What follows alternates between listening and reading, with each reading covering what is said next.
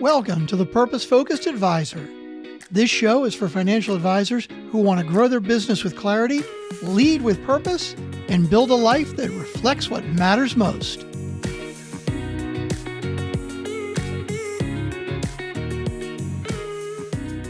Welcome back. As we're recording this podcast, my Guardians are playing in the playoffs, the first game of the wild card series. So I feel like we need to say play ball to get this episode started.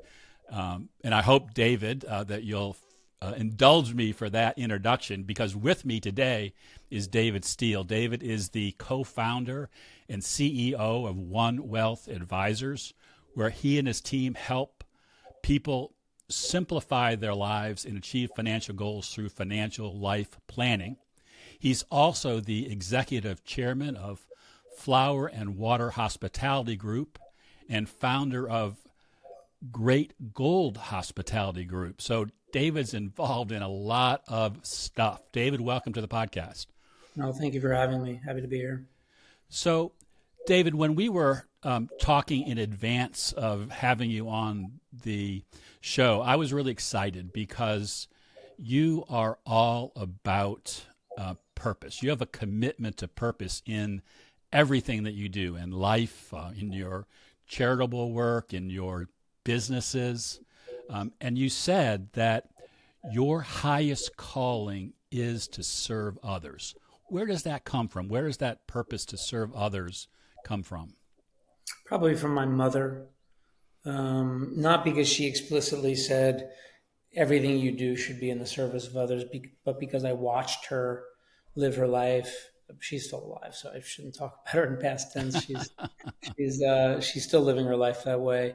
But I just watched her live her life in that way, and I think it was a really good modeling for me. I mean, I do think that we have a primal instinctive feeling where we want to make sure we're going to be are fed and warm and dry, food and shelter are taken care of, and our base needs are met. But at the moment in time when we, with any degree of analysis and rationality, should be aware that we're going to be fine as it relates to food and shelter, I think we really quickly should turn our attention to making sure that everything we're doing is in the service of others. And if not, I think it's going to leave us feeling as though there's an emptiness to the endeavor.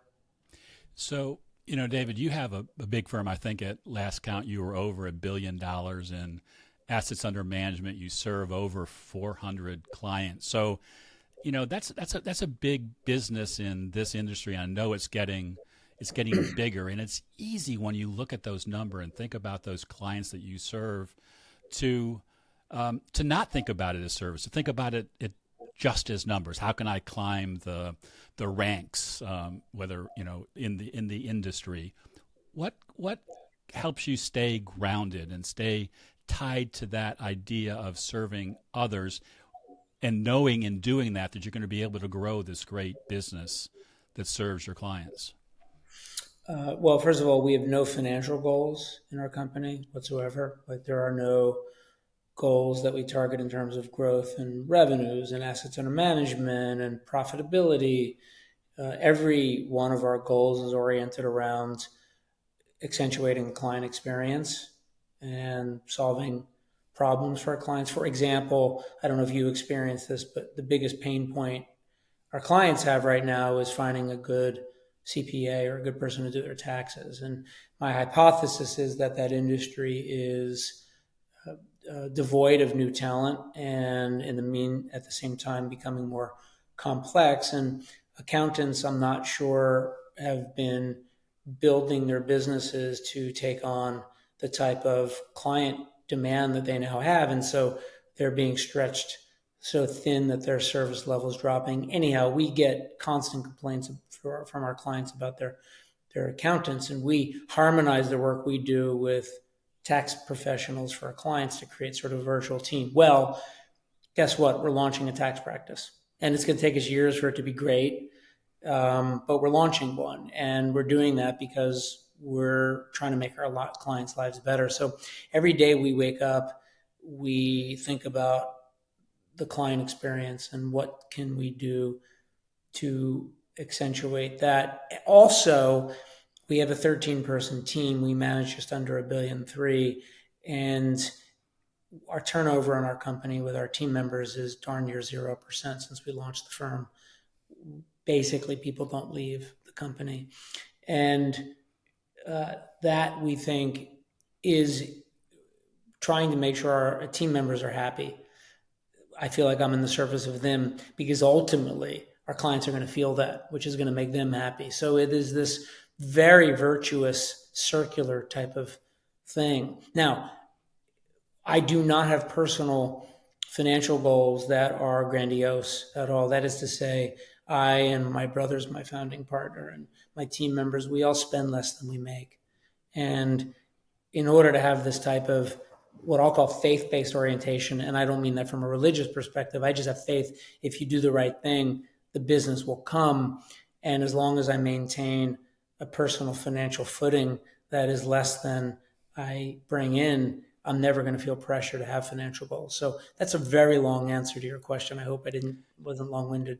No, that's awesome. I think we need to unpack that a little bit because it is much more common in the world of financial advice for a business to have financial goals. And you very quickly said, we do not have financial goals. We set our goals based on client experience. And I love that. I wrote a book a number of years ago, and that was part of my premise in that book, that if you base your business on your client experience, your business will grow. And that's going to be the main determinant of it. How did you come to that conclusion? We would find, it was very empirical, right? At a very early stage, we kept getting referrals from the clients who we were doing the best work for.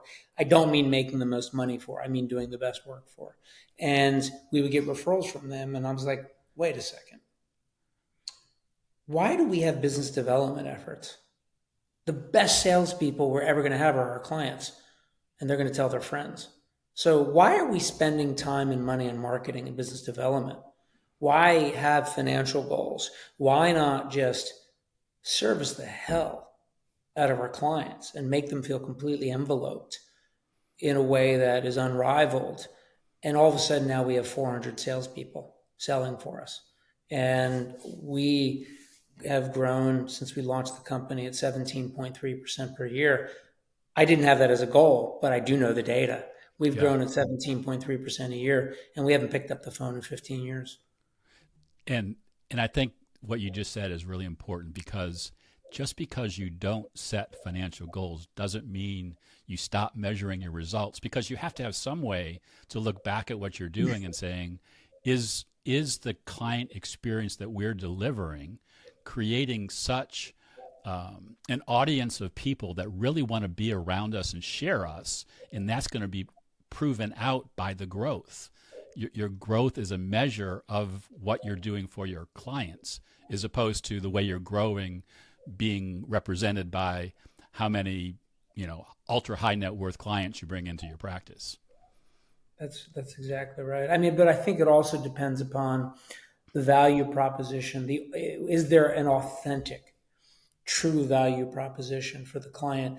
I'm going to upset some people right now with what I'm about to say, but you all know who you are. If the majority of your revenue is derived from selling variable annuities, I'm not sure your value proposition is as pure as those of us that maybe have a different value proposition. Again, I know I'm going to anger some people, but that's to me one of the more extreme examples of what I think of as not always the best value proposition like business. And so I think key to what we're talking about here is making sure that there's a real value proposition to your clients. Totally.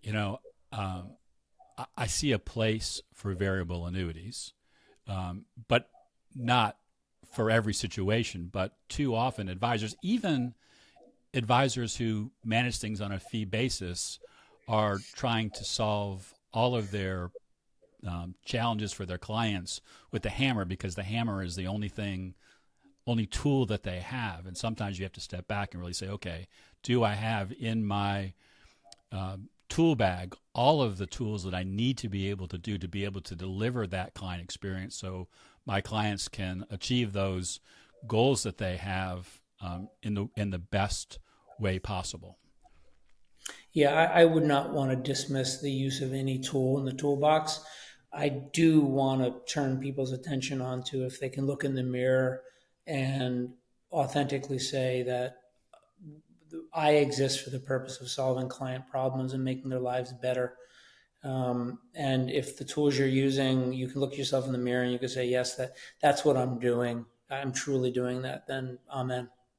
So, and I would suggest that what you just said is the true definition of fiduciary advice, not the make-believe definition of the fiduciary advice of perhaps that advisor who pushes things for not necessarily for the client's best interest, but is very quick to say, I'm a fiduciary. And there's a difference there between doing things in a fiduciary way and just regurgitating the words, I'm a fiduciary. Yeah, I mean, a fiduciary standard is putting your client interest above your own and your firm.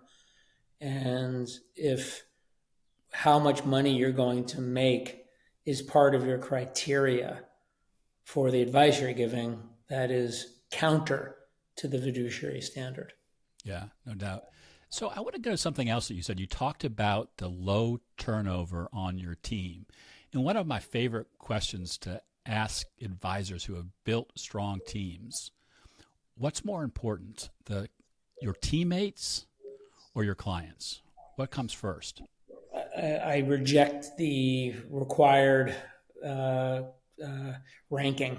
I just reject, I reject the framing of that. Both are more important. First of all, I believe we have a hospitality company, not a finance company. I believe we're providing hospitality to people.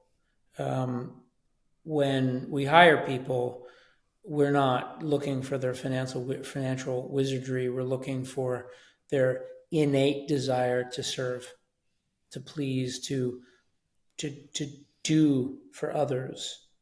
And I see it as my role as a leader to do for them. When I'm hiring them, my goal is to help them live the lives they want to live. And I see the same role for us in our clients' lives. There is no difference for me. And again, our turnover being as low as it is, I think is probably because our team members feel that from us. Yeah. No, and I think that was what I was trying to pull out. And I love the fact that you push back on the question, because I put it there as an either or. And I'm not sure I've ever asked that question and somebody said both. And so I love that you can put those on par, because no matter which way you answer the question, you're really trying to put forward that both matter, that the client is essential, or the team member is essential to that client experience, which keeps the client there, which allows you to deliver service. And so it's hard to separate them. So I appreciate that pushback. So I want to change gears a little bit. In our last conversation, you said to me that you wouldn't wish retirement on your worst enemy. I thought that was a very provocative thing to say. So dig into that for a minute. Why wouldn't you wish retirement on your worst enemy?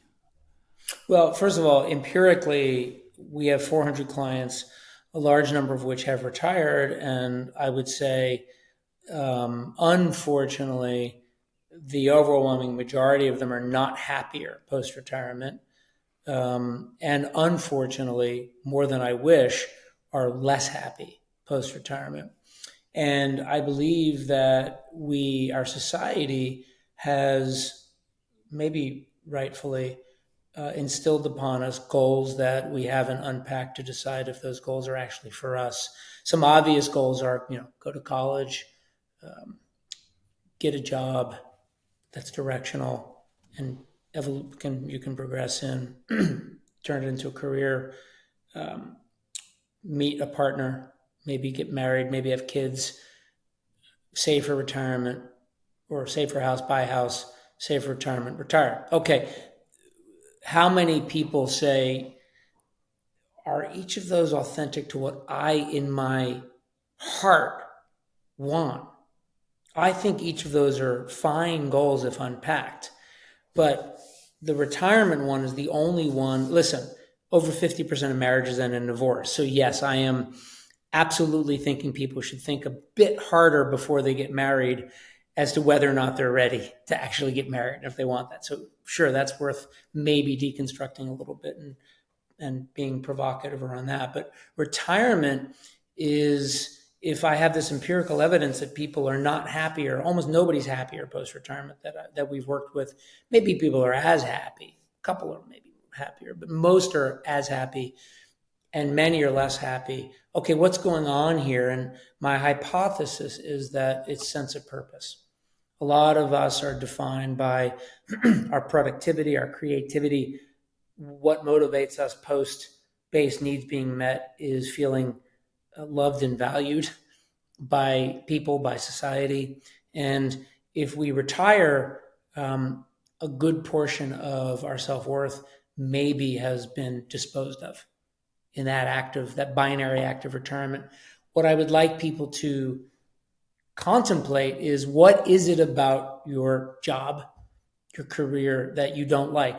Actually take a pen and a piece of paper and write it down. Write down all the things you do and all the aspects of the job you don't like. And then ask yourself the question, if you have your own business, maybe I could hire people to do the majority of these things that I don't like.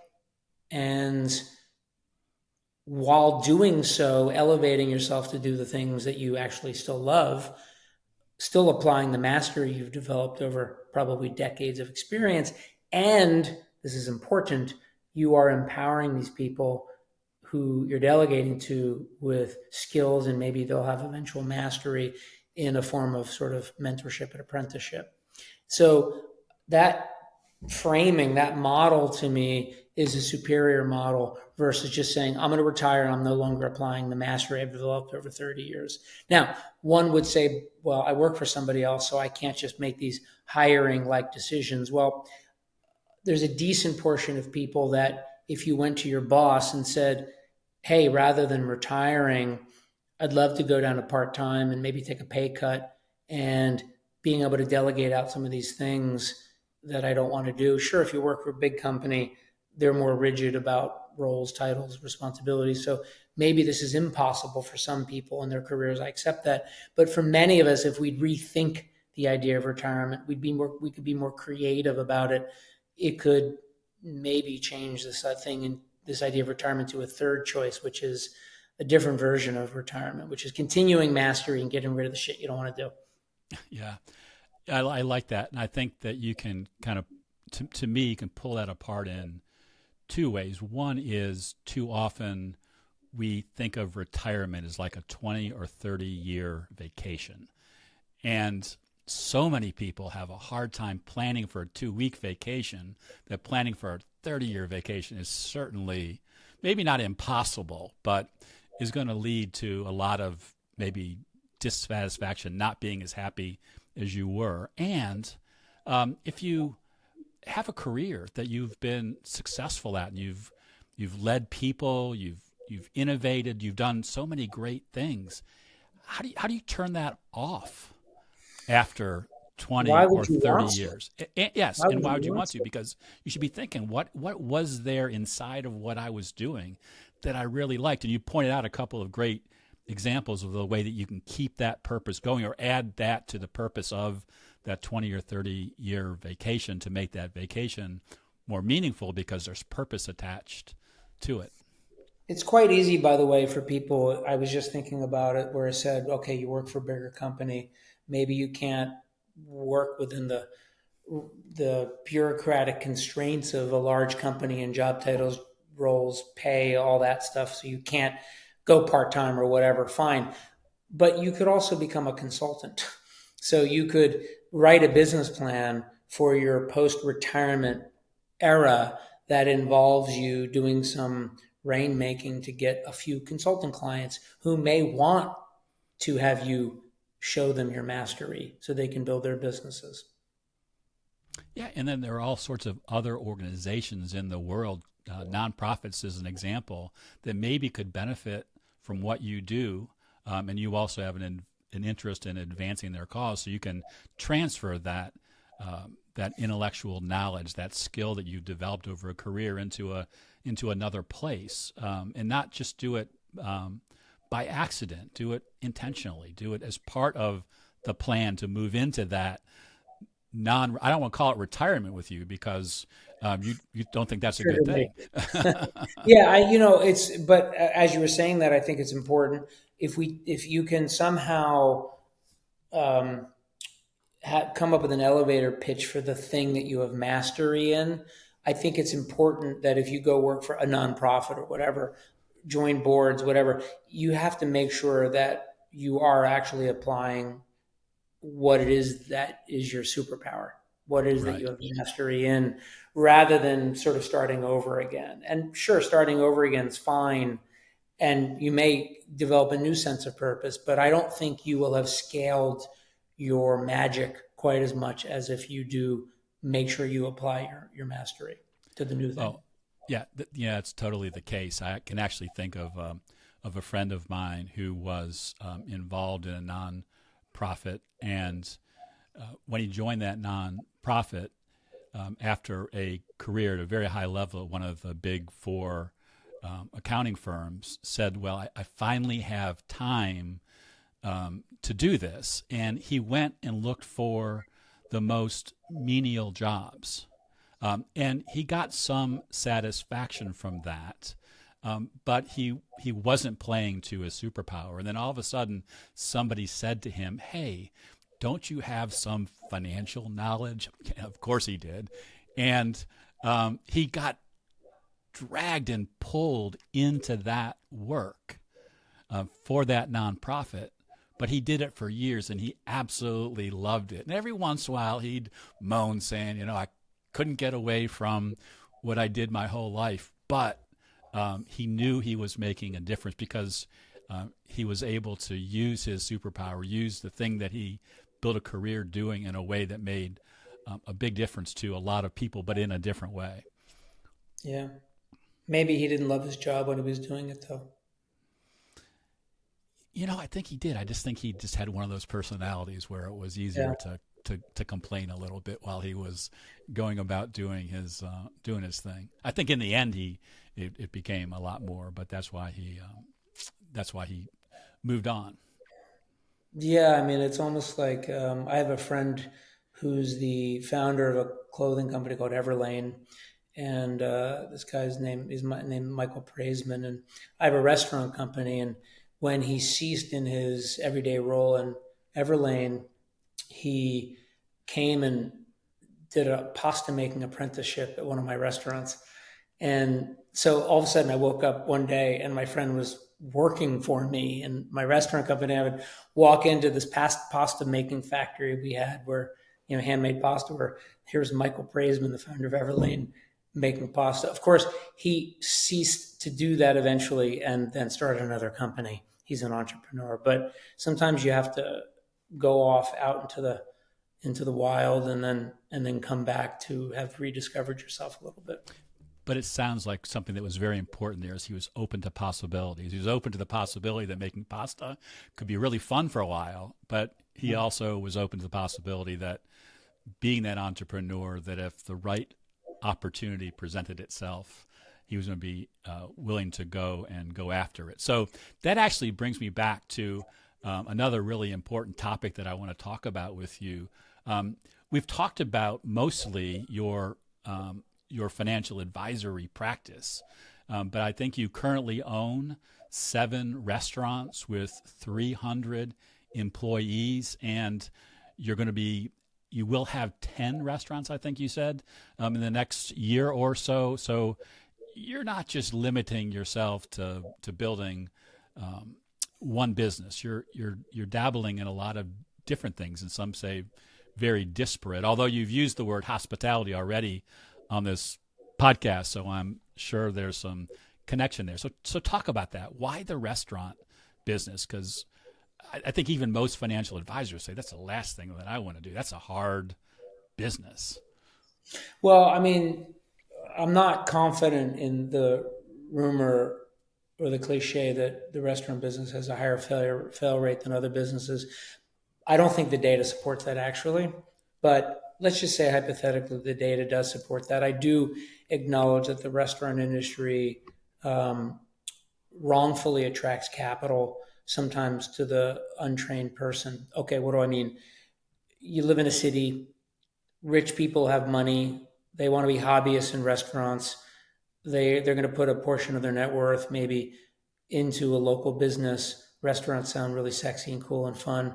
Who do they give the money to? They give it to a chef. These chefs are not trained to have a relationship with capital. Capital is abstract to them. They don't have business principles. They don't learn that cooking is meant as an apprenticeship cook or going to culinary school. So all of a sudden maybe the wrong people have capital. And so if the fail rate is higher in restaurants, I would contend it's because they're often started by people that don't have basic business principles. They don't write business plans. They don't have a healthy relationship with capital.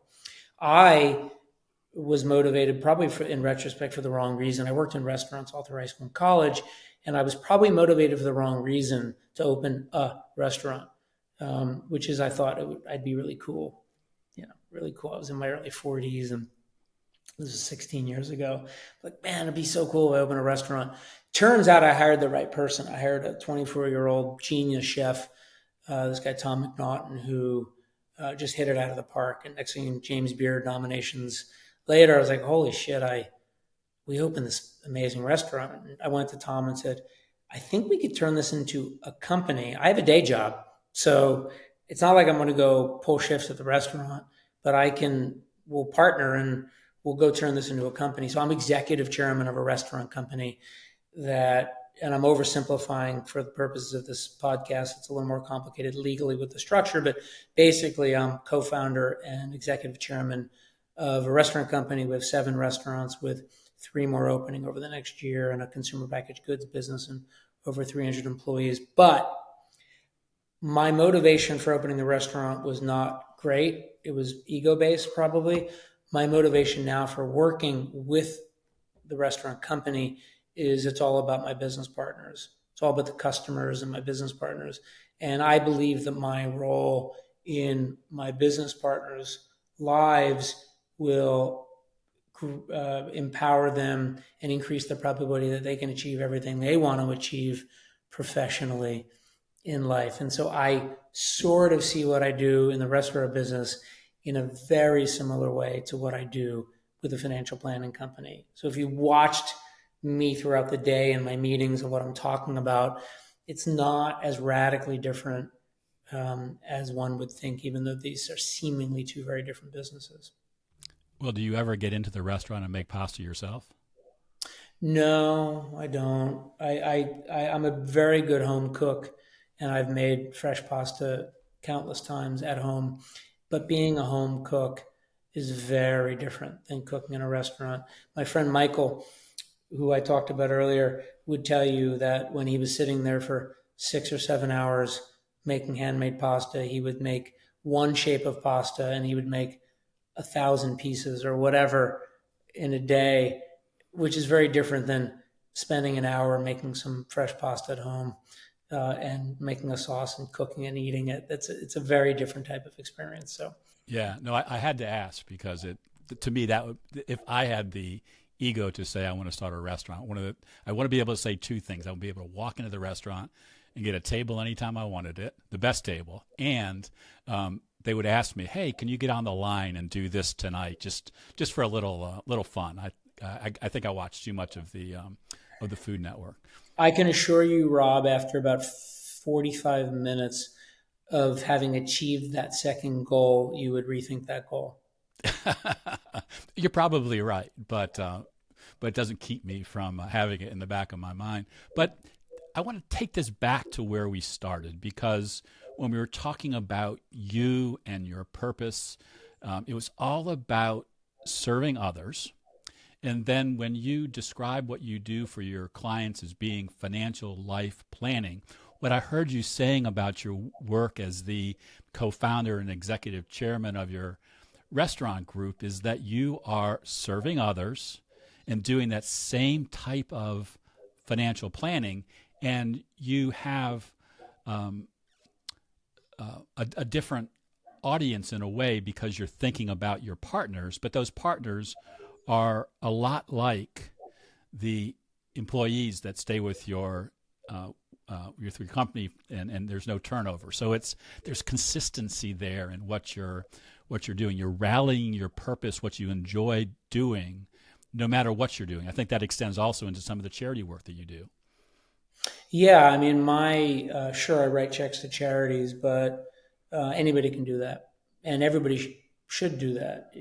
Should, I don't like the word should. I wish that everybody would do that, because I do think it feels very fulfilling. But I will tell you, we talked about mastery earlier as it related to retirement.